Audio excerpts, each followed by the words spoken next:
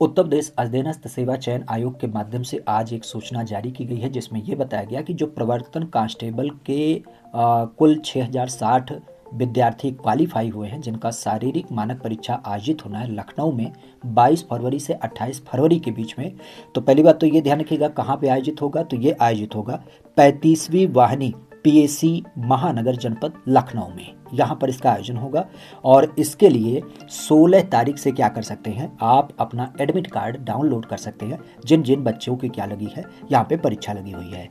इनके द्वारा शारीरिक परीक्षा अर्थात पीएसटी के लिए जो कार्यक्रम निर्धारित किया गया है, उसमें इन्होंने चूंकि 6060 विद्यार्थी क्वालिफाई हुए हैं, तो पहला जो दिवस है वो महिलाओं के लिए है, जिसमें आप कह सकते हो कि 22 तारीख को सुबह 6 बजे से लेकर के कह सकते हो कि यहाँ पे ये आयोजित किया जाएगा पहली पाली का। और जबकि दूसरी पाली की जब बात की जाए तो ये 11:30 बजे से आपकी आयोजित होगी। ऐसे में पहला जो पाली है जिसमें 466 बच्चियों को यहाँ पे बुलाया गया है, और दूसरी पाली जिसमें आप कह सकते हो 794 बच्चे आपके बुलाए गए। बाकी दिनों में क्या होगा, हर एक पाली में 600 बच्चे क्या किए गए, बुलाए गए ओवरऑल। तो जो बच्चे क्या करेंगे, शारीरिक मानक परीक्षा में क्वालिफाई करेंगे, तो उनको क्या किया जाएगा, कह सकते हो कि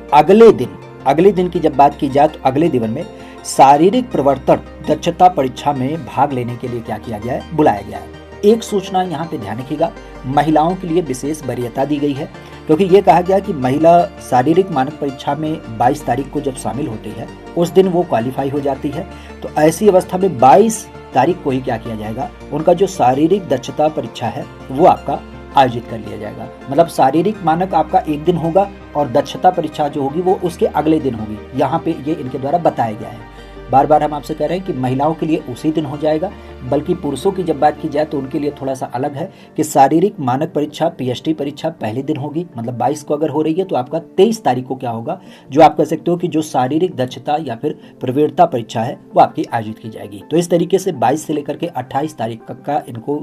इनके द्वारा क्या किया गया, शेड्यूल जारी किया गया है, जिसमें 28 तारीख जो रखा गया वो पूरी तरीके से रिजर्व डेट है कि किसी कारणवश पिछले दिनों में बच्चा नहीं पहुंच पाया है तो उसे क्या किया जाएगा, वहाँ पे जो उनकी मानक परीक्षा है वो आयोजित कराई जाएगी।